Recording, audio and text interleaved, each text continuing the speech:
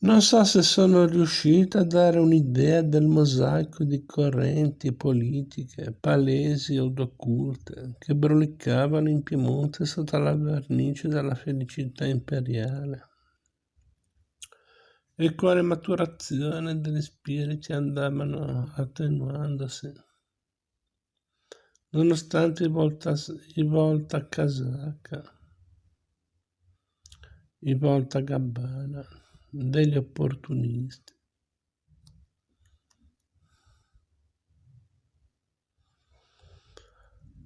Per questo così difficile intricarsi è stato il far luce piena sul movimento delle società segrete in questa città, i cui caffè servivano da labili ma efficienti sedie o tribune e avevano tutta la rete di intese, di collegamenti con il movimento lombardo dei Confalonieri, dei Visconti in Venosta, dei Correnti, dei Berchet, dei Pecchio, attraverso anche il Pellico, per un'idea nazionale.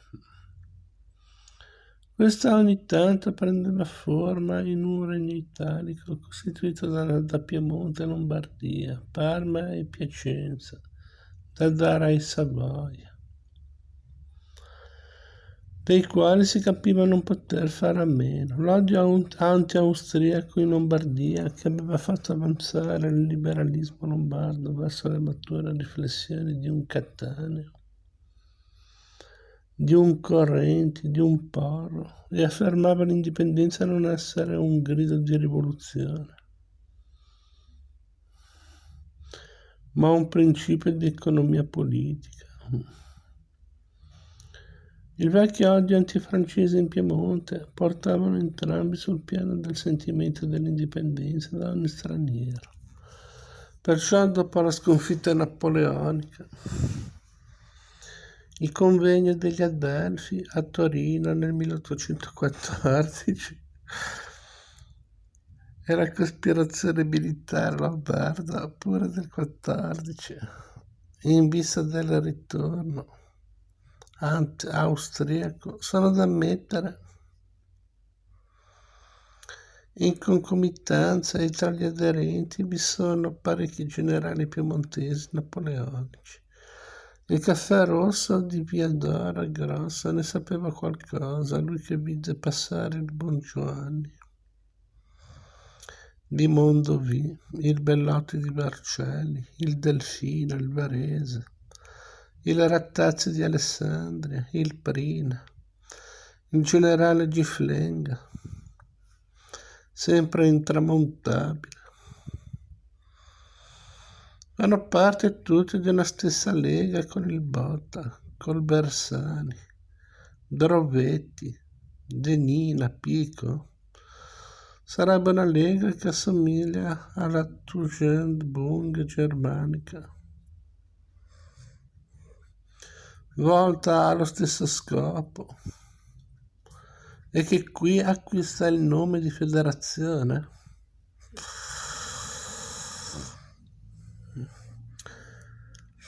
La sede degli istitutori è Torino, dove si formano i sublimi mastri perfetti, SMP, uniti nella chiesa di Nicea, con diaconi mobili, come Michele Gastone di Mondovì, Grandi, Prina, Bongiovanni per Alba, a cui erano certamente collegati Santa Torre di Santa Rosa, Maffa di Lisio, Provana di Collegno, ma non già Cesare Balbo né Federico Sclopis, contrari all'idea di setta.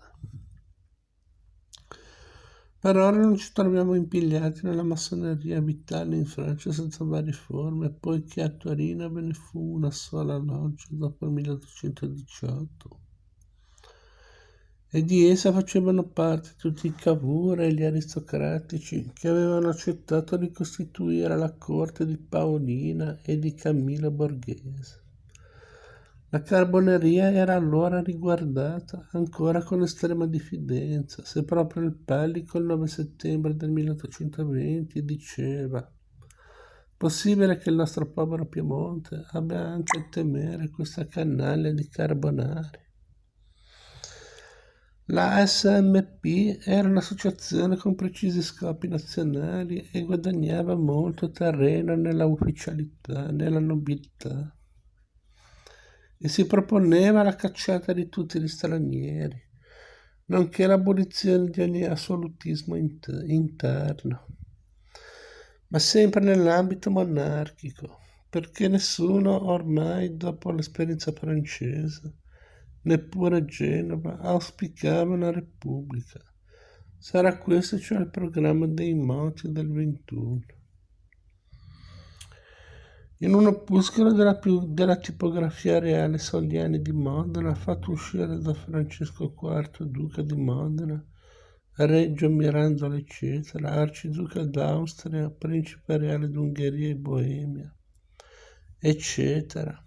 Questi dice di essere pervenuto alla convinzione che tutte le sette derivino dalla massoneria e che ora alcune la rinnegano per meglio mascherare le loro mire di rovesciare l'autorità religiosa sovrana e paterna. E prosegue dicendo che al duca sta il dovere di preservare gli amati sudditi dalle insagne della setta, scusate. Per cui vuole siano trascritti gli statuti dei SMP che trovano sia registrati negli atti dei processi, al fine di preservare molti giovani dalle loro reti incaute, privandoli di quella tranquillità di coscienza, avviluppandoli nel vortice di giuramenti, risparmiando così a noi di usare quei dispiacevolissimi mezzi di rigore che in certe circostanze sono uno stretto dovere del sovrano, ma che sono altrettante piaghe al suo cuore. Cade perciò l'interpretazione che si voleva dare al titolo di federazione, attribuito ad una società segreta che volesse cioè significare la conciliazione e la fusione di due classi sociali, la nobiliare e la borghese, o di due indirizzi politici, perché essa vuole indicare il vincolo stretto fra tutti gli italiani, virtuosi, per un alto scopo libertario. Era simile al motto francese delle guardie nazionali che, ispirato al contratto sociale della Rousseau e guidato da Lafayette, era stato condotto davanti a Luigi XVI a giurare la Costituzione, al canto del primitivo Caira, arieggiante il primitivo al Magnificat, l'inno religioso del popolo di fronte al Te Deum, inno della potenza. Molti dei federati erano gli antichi giacobini del caffè Marsiglia e del caffè degli Amici, che avevano salutato la rivoluzione come rinnovazione e Napoleone come suo apostolo.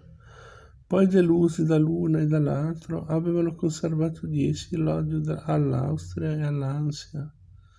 e l'ansia di una Costituzione. Questi ideali mantennero fino e durante la Restaurazione. Perciò per la dialettica degli eventi, alcuni studiosi, per la maturazione dell'immancabile risorgimento che iniziava,